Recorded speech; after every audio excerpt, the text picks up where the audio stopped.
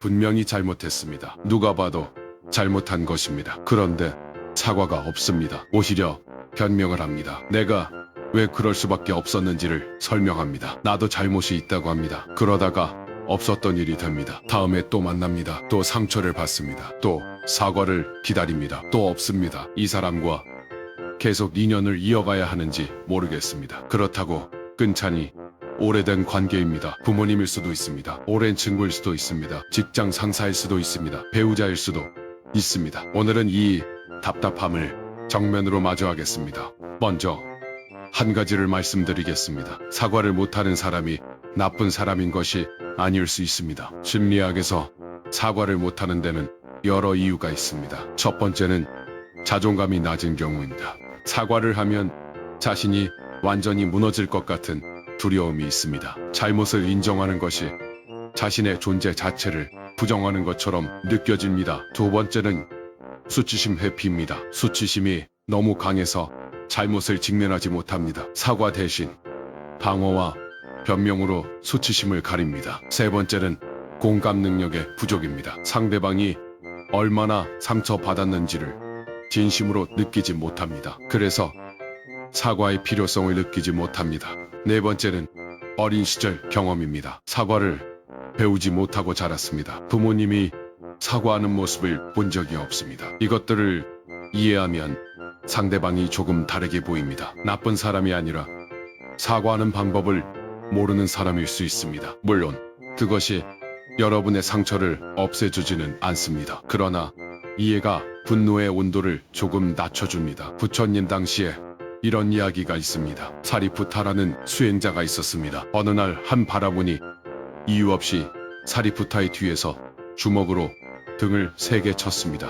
함께 있던 사람들이 경악했습니다. 그런데 사리푸타는 뒤를 돌아보지도 않고 계속 걸었습니다. 바라문이 당황해서 물었습니다. 화가 나지 않으십니까? 사리푸타가 말했습니다. 코끼리는 자신을 찌르는 가시에 화를 내지 않습니다. 코끼리는 그냥 걸어갑니다. 바라문이 충격을 받아서 사리푸타에게 용서를 구했습니다. 사리푸타가 말했습니다. 나는 이미 용서했습니다. 당신이 사과를 하기 전에 이미 용서했습니다. 부처님이 이 이야기를 들으시고 말씀하셨습니다. 용서는 상대방을 위한 것이 아닙니다. 자신을 위한 것입니다. 분노를 붙잡고 있는 것은 뜨거운 숯을 손에 쥐고 상대방에게 던지려는 것과 같습니다. 가장 먼저 타는 것은 자기 자신입니다. 이 말씀이 오늘 여러분에게 그대로 닿기를 바랍니다. 그렇다면 사과하지 않는 사람과의 관계를 어떻게 해야 할까요? 상황에 따라 세 가지 방향이 있습니다. 첫 번째 방향입니다. 관계를 유지하면서 기대를 바꾸는 것입니다. 이 사람이 절대 사과하지 않을 것이라는 것을 받아들이십시오. 이것이 가장 현실적인 선택인 경우가 많습니다. 특히 부모님이나 오랜 가족 관계에서 그렇습니다. 기대가 상처를 만듭니다. 이 사람이 사과할 것이라는 기대를 내려놓으면 상처가 줄어듭니다. 이것이 체념이 아닙니다. 이것이 성숙입니다. 그리고 이 관계에서 내가 얻는 것이 무엇인지를 생각하십시오. 사과는 없지만 다른 가치 있는 것들이 있습니까? 그렇다면 그것에 집중하십시오. 그리고 경계를 만드십시오. 사과 없이 관계를 유지하더라도 상처받을 상황 자체를 줄이는 경계가 필요합니다. 두 번째 방향입니다. 관계의 깊이를 줄이는 것입니다. 완전히 끊지 않지만 거리를 두는 것입니다. 이 사람에게 더 이상 깊은 것을 나누지 마십시오. 상처받을 수 있는 부분을 보여주지 마십시오. 관계의 온도를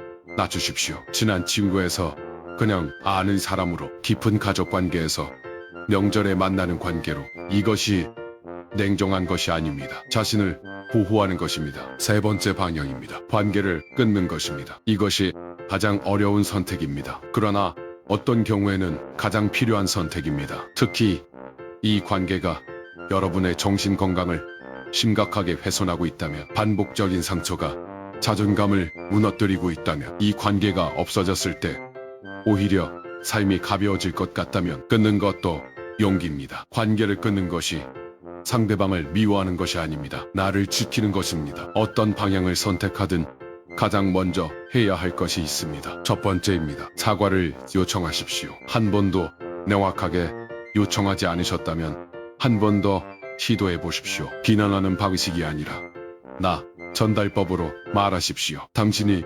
잘못했잖아가 아닙니다. 나는 그때 그 일로 많이 상처받았어. 내가 그것을 인정해줬으면 좋겠어. 이렇게 말하십시오. 이 방식이 상대방의 방어벽을 낮춥니다. 그래도 사과가 없다면 그것이 이 사람의 한계입니다. 그 한계를 확인했으니 다음 선택을 하십시오. 두 번째입니다. 사과 없이도 내가 먼저 용서하십시오. 용서는 상대방이 사과를 해야 할 수 있는 것이 아닙니다. 내가 먼저 할 수 있습니다. 용서는 상대방의 행동을 옳다고 인정하는 것이 아닙니다. 그 상처를 더 이상 내가 안고 다니지 않겠다는 결심입니다. 2015년 심리학 저널에 발표된 연구에서 용서를 실천한 그룹은 그렇지 않은 그룹보다 우울증과 불안이 유의미하게 낮았습니다. 혈압도 낮았습니다. 면역 기능도 높았습니다. 용서가 상대방을 위한 것이 아니라 나를 위한 것임이 과학적으로 증명됐습니다. 세 번째입니다. 나를 돌아보십시오. 사과를 받고 싶은 마음은 당연합니다. 그런데 그 마음이 너무 강해지면 내 삶이 상대방의 사과에 묶이게 됩니다. 상대방이 사과를 해야 내가 행복할 수 있다. 이것이 자신을 가두는 감옥이 됩니다. 내 행복이 상대방의 사과에 달려있지 않도록 하십시오. 내 삶의 주인은 나입니다. 상대방이 사과를 하든 안 하든 나는 나답게 살 수 있습니다. 그것을 선택하십시오. 마지막으로 이 말씀을 드리고 싶습니다. 사과를 받지 못한 상처는 진짜입니다. 그 상처를 과소평가하지 마십시오. 그런데 동시에 그 상처가 여러분의 인생 전체가 되지 않도록 하십시오. 상처가 있어도 앞으로 나아갈 수 있습니다. 사과가 없어도 치유될 수 있습니다. 부처님은 이렇게 말씀하셨습니다. 과거는 이미 지나갔습니다. 미래는 아직 오지 않았습니다. 현재 이 순간만이 여러분이 살 수 있는 유일한 시간입니다. 사과를 기다리며 현재를 낭비하지 마십시오. 지금 이 순간 여러분의 삶을 사십시오. 상처는 있지만 그 상처가 여러분을 정의하지 않습니다. 여러분이 어떻게 앞으로 나아가느냐가 여러분을 정의합니다.